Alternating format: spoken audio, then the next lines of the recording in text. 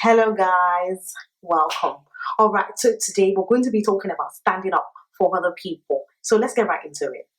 Our Bible text for this week will be taken from the book of Exodus, Exodus 2, verse 16 to 20. And it says, Now the priest of Midian had 7 daughters, and they came and drew water and filled their throat to feed their father's flock. And the shepherd came and drove them away. So, but Moses stood up and helped them and watered their flock. And when they came to their father well, he said, How is it that you have come so soon today? They answered, An Egyptian delivered us out of the hands of the shepherd and drew water for us and watered the flock. And he said to his daughter, And where is he? Why have you left the man? Call him that he may eat bread. All right, so I was just thinking about it when I was reading this passage about 2 weeks ago. I was like, so one single act of kindness set Moses up for life. And today I said we're going to be talking about standing up for other people. Standing up for other people, basically, in my own words, would probably mean helping other people. Something that somebody cannot do, standing up to, help them in your own way and in your own capacity. I don't know if you understand what I mean. So let me just give you a little background into this story. So Moses fled Egypt because he had killed an Egyptian and he was scared of Pharaoh. So we got to a place and he saw 7 daughters. They wanted to fetch water, but the shepherd around the well would come and chase them away, according to the story. So Moses, what he did was he helped them draw water. And they got home. When they got home, their father asked them, "How come? Why did you come back early today?" They said, "Oh, we met somebody, that stood up for us and helped us." And the father was like, "Where is he? Go and look for him that he may give him bread." So let me just explain what that single act brought into the life of Moses. You see, number one, that man became the father-in-law of Moses. So that single act of just Moses gave Moses a wife, a partner, like a soulmate. Just that single act. Another thing is that call him that he may eat bread. He gave him food. We're talking about somebody that was lost, did not have anywhere to go. Just one single act opened, great doors for him. So he gave him wife, and he began to live with his father-in-law. Gave him shelter, and to the extent that he became a shepherd for his father-in-law. And that was, what he was doing when God called him in the burning bush. And that gave him an occupation. So he gave him wife, gave him food, gave him shelter, gave him an occupation, just for one single act of kindness. I was thinking about it, I was like, wow.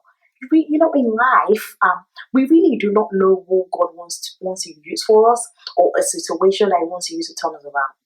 I know there are things around us that prevents us from helping other people. But when I was reading this Bible text, I was like, just one, it's a popular, story that we all know. But just one act of kindness. Just imagine if Moses just saw those girls being harassed by the shepherd and just took his eyes away. He would have missed it. Missed his wife, missed shelter, missed food, missed clothing. God may provide another way for him. But what are we talking about in this story? God used those girls for him.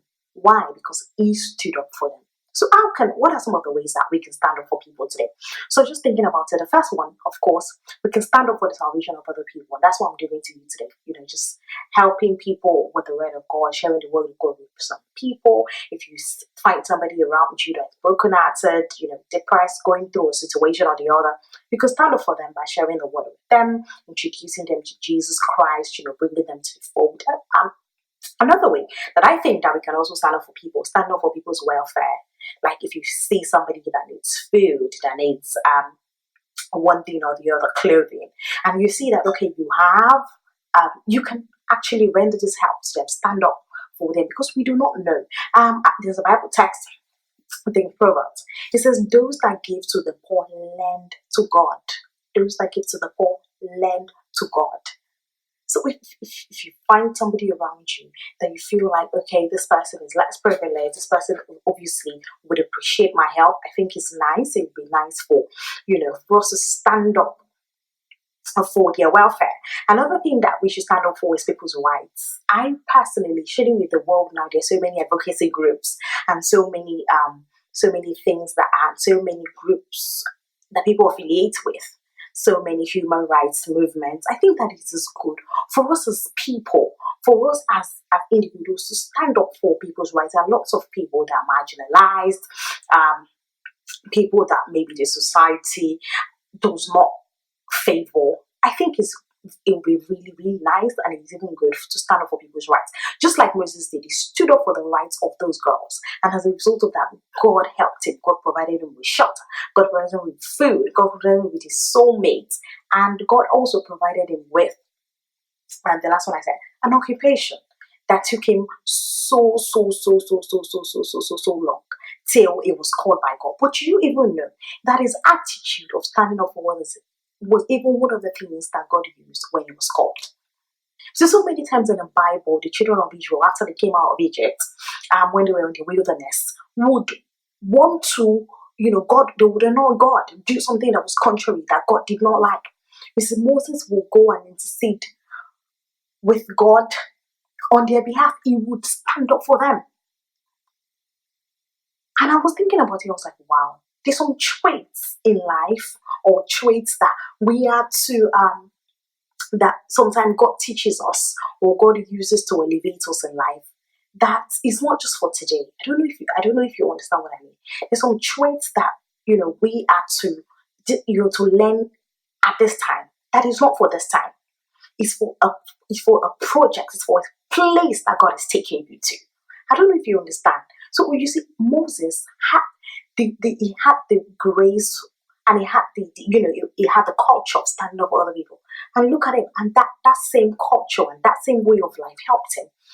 Started from even when he was in Egypt. Do not forget why he ran from Egypt was because he stood up for an Israelite.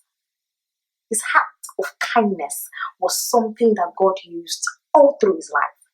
So another way that you can stand up for others, I think, is standing up for people in prayer. This is so good because Bible says we should intercede one for another.